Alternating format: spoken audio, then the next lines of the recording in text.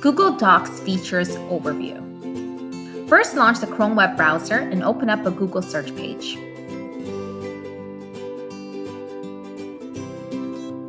Make sure you are signed into your Duff & Peel account.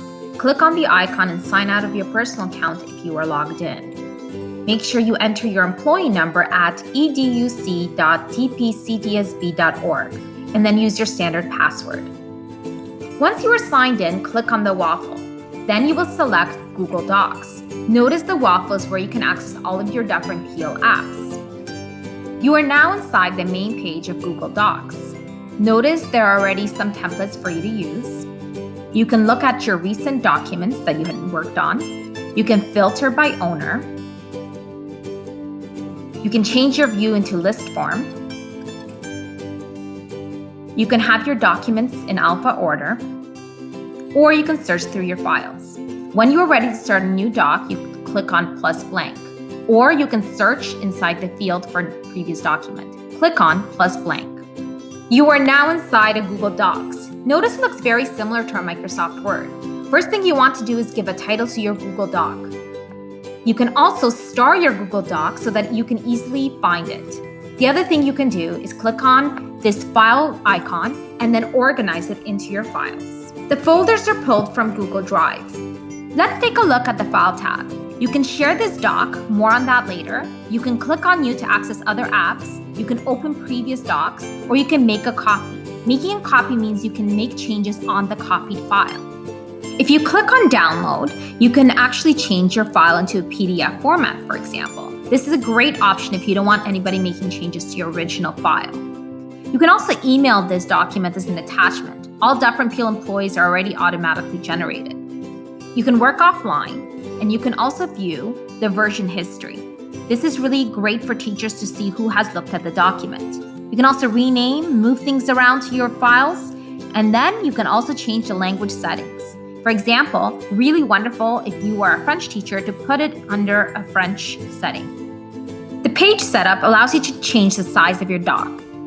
Let's take a look at the Edit tab. You can undo or redo your work or click on the arrow icons.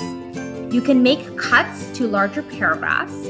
You can copy from this Google Doc, or you can paste from another Google Doc or another Word or any other word processor. You can also paste without formatting if you just want the text, or you can find and replace if you are constantly using the same words over and over.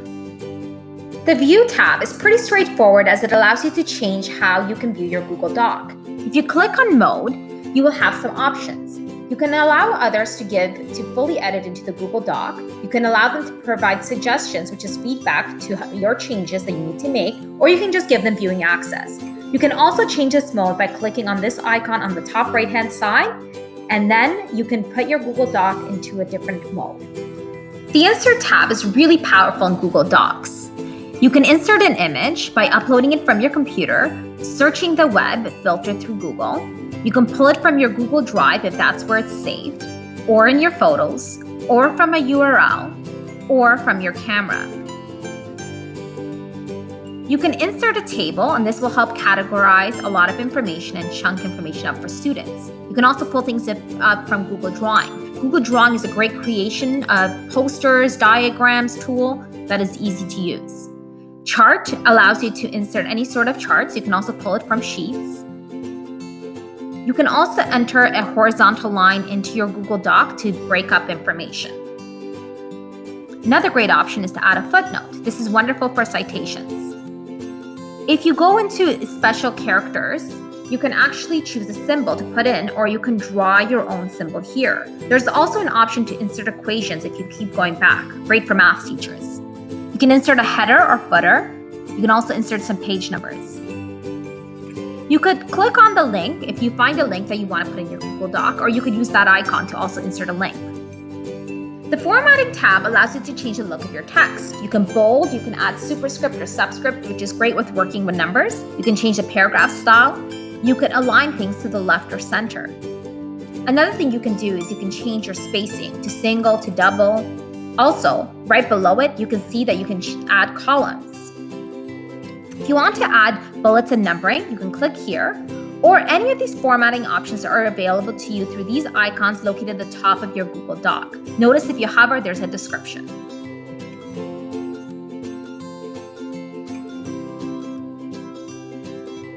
The Tools tab allows you to do so much more with your Google Doc.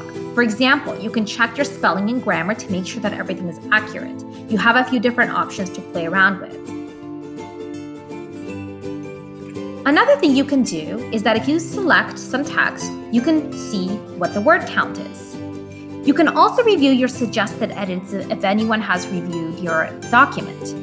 You can also look at a comparison of a previous document that you can overlay on top of it to see what the suggested edits are. This is great for revising essays. The Explore function allows you to search within your document, and the dictionary allows you to look for terms. You can also translate this entire document, you can voice type into it, and then there are other accessibility features. The add-ons allow the Google Doc to be enhanced. However, note that not all add-ons are open in DifferentPeel as they have to be properly vetted. The Help tab is a great feature as it allows you to report a problem, search additional help from Google, and you can look for keyboard shortcuts. Notice that your Google Doc is automatically saved into your drive. No more save button. This little icon shows you the activity of how many people have viewed your doc. This little icon allows you to insert any kind of comments or see the comment history. If you click on this icon here, you can insert a comment by highlighting the text and then inserting to that specific comment. Here are some more features that you can see through the navigation bar, which are already outlined to you right on the front page of the Google Doc. It's fairly easy to navigate, as again, it is very similar to a word processor that you might have used in the past, like Microsoft Word. Now let's take a look how you can share your Google Doc document. Click on Share, and Google Docs can be actually sent to a person so that they can view your online document live. You can put their first and last name into the search, and anybody who is in DifferentPeel, whether it's a staff or student, are automatically generated because you've logged into your board account. You can also click on Advanced. When you go to Advanced, a new pop-up screen appears. Notice right now, this is private. Only you have access to this Google Doc. You know that you can click on Change, and then you can open it up for others to view. You know it's private because there's a lock icon right on over here, which keeps the document safe. To change it, another pop-up window comes up. You can publish it to the web, which is not really too safe to do that. You can also allow anybody with the link to enter. You can only allow DifferentPeel people to enter, or anybody in DifferentPeel with the link to enter, or off to specific people.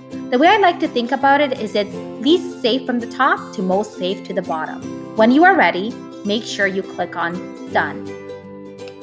Notice that there is a pencil icon right on over to the right-hand side.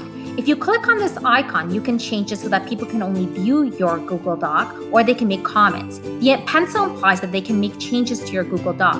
That's only great to use if you're collaborating with others. Notice that everything gets saved automatically into your Google Drive. If you go back to your Waffle, you can always access your Google Drive, and your Google Doc, the most recent document that you worked on, will appear right at the very top for quick access. And that's it for Google Docs.